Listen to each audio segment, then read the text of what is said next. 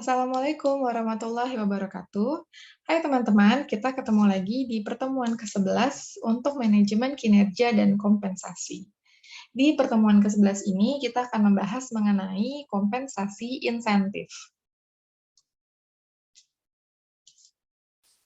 Kompensasi yang berbentuk insentif ini merupakan kompensasi langsung yang didasarkan pada kinerja baik secara individual maupun kelompok. Kalau dari sudut pandang perusahaan, insentif ini dilakukan untuk meningkatkan produktivitasnya. Kalau dari sudut pandang karyawan, insentif adalah untuk mengkompensasi usaha yang lebih keras yang diberikan oleh perusahaan kepada dirinya.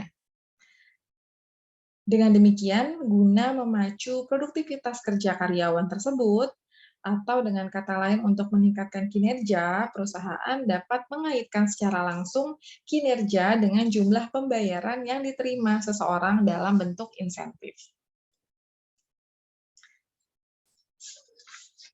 Menurut Shimamura, kompensasi insentif adalah program-program kompensasi yang mengaitkan bayaran dengan produktivitas.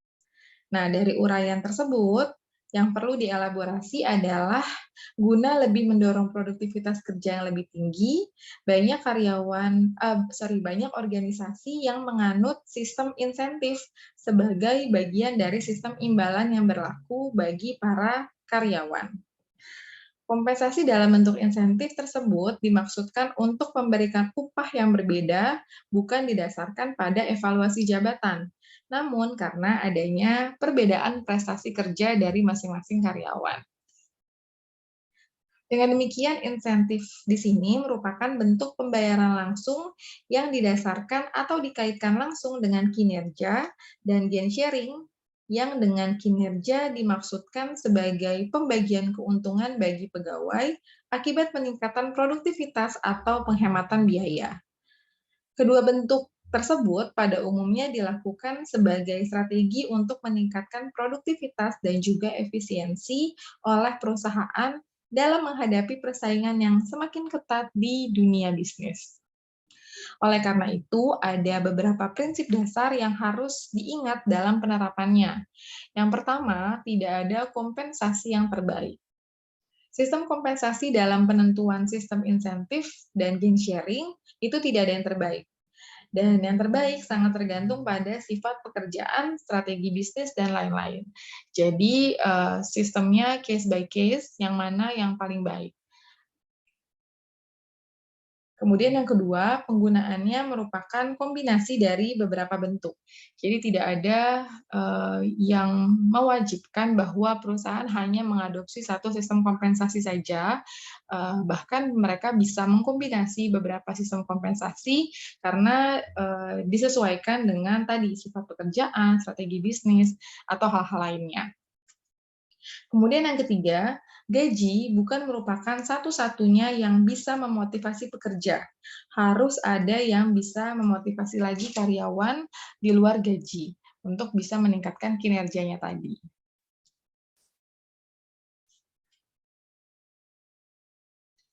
Terdapat dua jenis insentif, yaitu insentif individu yang diterima kepada pegawai sebagai individu, serta insentif kelompok yang diberikan kepada kelompok pegawai. Insentif individu atau insentif yang diterimakan kepada pegawai sebagai individu secara umum terdapat 3 macam. Yang pertama ada piece work, kemudian production bonus, dan juga pay for knowledge compensation. Piece work adalah insentif yang diberikan sebagai imbalan pada setiap unit produksi yang mampu dihasilkan oleh pegawai secara perorangan. Nah, rumusan perhitungannya yaitu jumlah unit produksi yang dihasilkan, kemudian dikalikan dengan besaran tarif insentif per unit produksi. Nah, itu adalah insentif yang bisa diberikan karyawan berdasarkan sistem piece work. Kemudian yang kedua ada production bonus.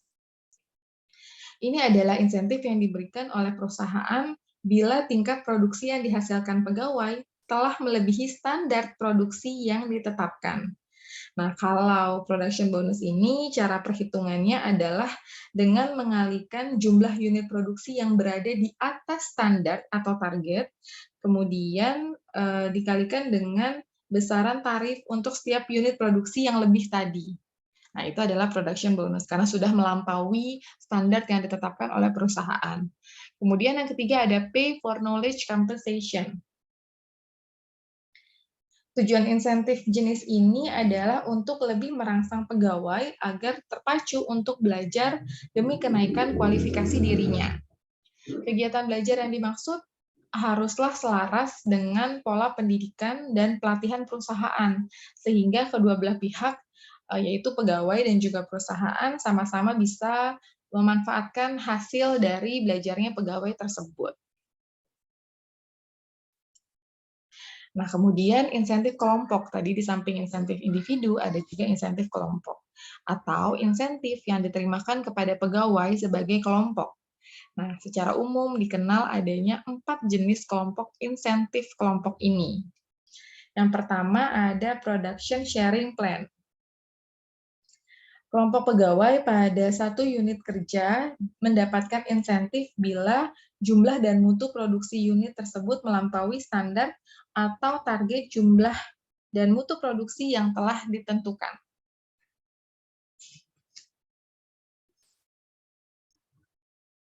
Kemudian yang kedua ada profit sharing plan. Insentif untuk kelompok pegawai ditentukan berdasarkan keuntungan yang diperoleh perusahaan, yaitu sebagian keuntungan tersebut diberikan kepada pegawai. Tapi untuk sistem profit sharing plan ini sering mendapatkan kritik karena pelaksanaannya atau pola distribusinya ini tidak efektif. Hal ini karena besarnya insentif yang nantinya diterima oleh pegawai itu biasanya dipengaruhi oleh hal-hal di luar usaha yang dilakukan oleh pegawai yang bersangkutan. Jadi nantinya pegawai relatif sulit untuk melihat keterkaitan langsung antara usaha yang dilakukannya dalam bekerja dengan imbalan insentif yang mereka terima. Kemudian yang ketiga ada cost reduction plan. Pola insentif jenis ini mendasarkan diri pada perhitungan jumlah kos atau biaya. Nah, biaya-biaya yang dimaksud adalah tenaga kerja, kemudian bahan baku, jumlah waktu yang digunakan, atau komponen biaya lainnya. Nah, biaya-biaya ini yang berhasil dihemat atau dikurangi oleh karyawan. Pola ini akan mendorong kelompok pegawai pada satu unit kerja yang berciri cost center atau kegiatan kerjanya ini bersifat proyek untuk dapat menemukan gagasan-gagasan baru mengenai metode kerja yang bisa lebih menghemat biaya-biaya tersebut. Kemudian yang keempat ada insentif bagi eksekutif. Dalam menentukan insentif bagi manajer atau kelompok eksekutif, ini perlu menimbang keseimbangan antara tujuan jangka pendek dan juga prestasi jangka panjangnya. Tujuan jangka pendek ini seperti mendorong efisiensi penggunaan aset perusahaan, kemudian perbaikan metode kerja, pemberdayaan SDM. Nah, itu hal-hal lainnya. Biasanya ini kalau jangka pendeknya itu bermuara pada net income, kemudian keseluruhan dividen yang dibayar, dan juga hal-hal lainnya. Sedangkan kalau yang dimaksud dengan tujuan jangka panjang itu seperti memotivasi para eksekutif untuk berusaha memaksimalkan keuntungan, kemudian pertumbuhan perusahaan, dan mempertahankan eksekutif yang brilian dari perusahaan lain. Jadi mereka tidak akan mencari perusahaan lain yang mungkin lebih mensejahterakan mereka. Bentuk pemberian insentif bagi eksekutif ini bisa macam-macam, bisa berupa bonus atau bagian laba yang diberikan dalam bentuk uang, atau saham yang diberikan secara cuma-cuma atau dapat dibeli dengan harga yang lebih rendah dibandingkan dengan saham perusahaan yang dilempar ke pasar.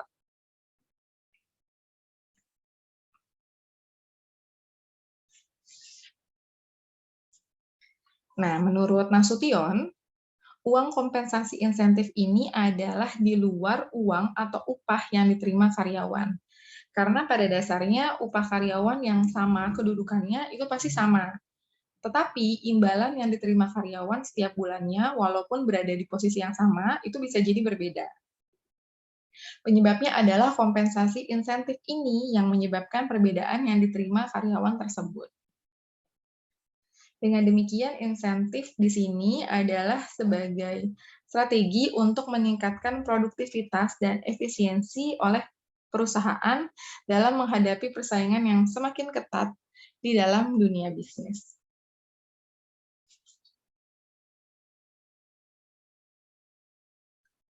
Dalam beberapa hal, mungkin ada alasan yang tepat untuk menghubungkan kenaikan bayaran dengan sesuatu di luar kinerjanya.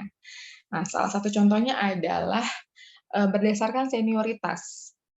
Jadi, bentuk lain bayaran ini bisa berdasarkan senioritas, yaitu kurva kedewasaan atau maturity curve, dikenal oleh perusahaan berteknologi tinggi, serta perusahaan riset dan pengembangan. Ini tujuannya adalah untuk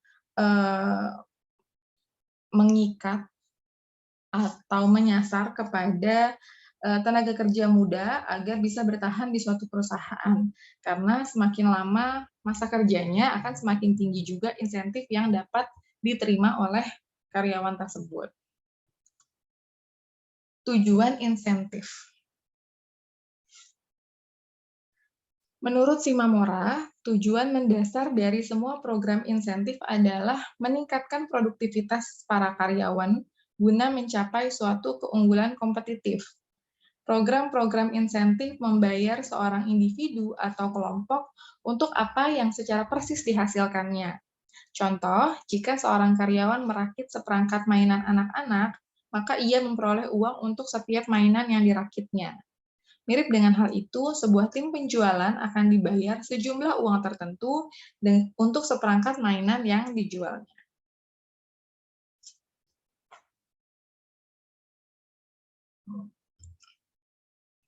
Kemudian menurut Rifai, tujuan utama dari insentif adalah untuk memberikan tanggung jawab dan dorongan kepada karyawan dalam rangka meningkatkan kualitas dan kuantitas hasil kerjanya. Sedangkan bagi perusahaan, insentif merupakan strategi untuk meningkatkan produktivitas dan efisiensi perusahaan dalam menghadapi persaingan yang semakin ketat, yaitu produktivitas, menjadi satu hal yang sangat penting. Berdasarkan statement yang dikemukakan oleh Rifai, ini berarti rencana insentif kerja yang dibayar berdasarkan hasil kerja ini memiliki beberapa kelebihan. Nah, rencana-rencana tersebut sederhana untuk dihitung dan kemudian mudah juga dimengerti oleh karyawan. Rencana tarif per unit terlihat adil dalam prinsip dan nilai insentifnya dapat sangat berpengaruh karena imbalan langsung terkait pada kinerja dari masing-masing karyawan. Kemudian menurut Haryanja,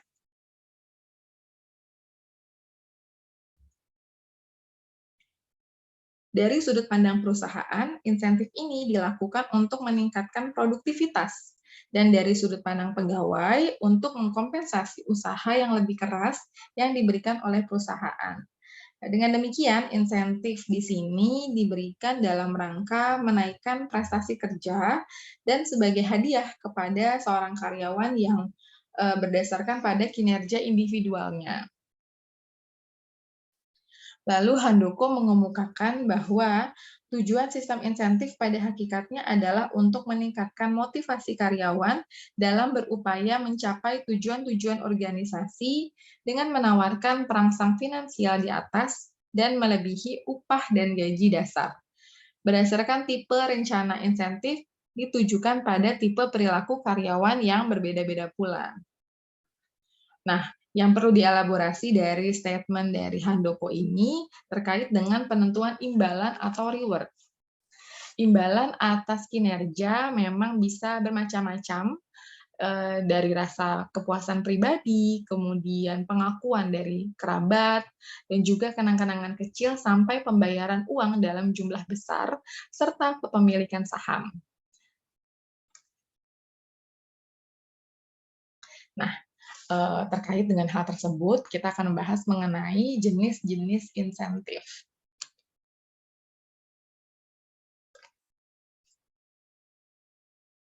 Siagian mengemukakan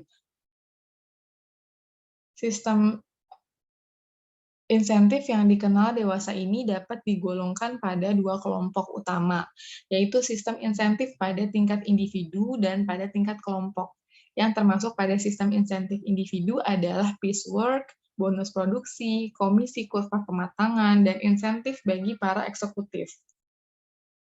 Sedangkan sistem insentif pada tingkat kelompok mencakup antara lain insentif produksi, bagi keuntungan, dan juga pengurangan biaya.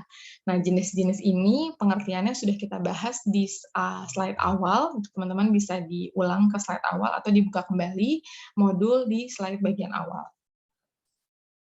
Nah, dasar perhitungan adalah bahwa semakin banyak unit produksi yang mereka hasilkan, maka akan semakin tinggi pula insentif yang diterimanya. Meskipun pada dasarnya sistem ini baik agar benar-benar mencapai sasaran yang dikehendaki, dua hal yang perlu mendapatkan perhatian adalah sebagai berikut.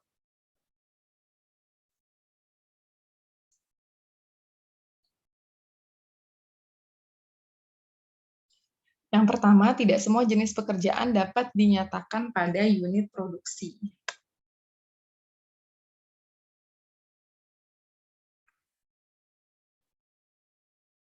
Misalnya operator telepon di suatu hotel gitu. Produktif tidaknya operator telepon ini kan tidak mungkin bisa ditentukan oleh operator itu sendiri. Berarti sistem ini tidak dapat diterapkan pada karyawan tersebut dalam menentukan insentif yang wajar atau yang pantas ia terima. Perlu dicari sistem insentif lain yang mungkin bisa diterapkan pada jenis pekerjaan seperti ini. Yang kedua, karena para karyawan biasanya terikat pada norma-norma kerja kelompok, di mana ia menjadi anggota sistem ini tidak selalu dengan sendirinya mendorong produktivitas individual. Artinya, mungkin saja seorang karyawan sangat ingin meningkatkan produktivitas kerjanya, tetapi keinginan tersebut tidak dapat ia wujudkan karena dia terikat pada tingkat produktivitas yang telah ditentukan oleh kelompok yang bersangkutan. Jadi, ada batasan-batasan yang tidak bisa ia lakukan terkait dengan dirinya sebagai anggota kelompok. Baik, itu adalah materi penutup di pertemuan ke-11 ini. Semoga video pembelajaran ini bisa bermanfaat untuk teman-teman dalam lebih membantu teman-teman memahami materi di pertemuan ke-11. Terima kasih untuk yang sudah mendengarkan. Assalamualaikum warahmatullahi wabarakatuh.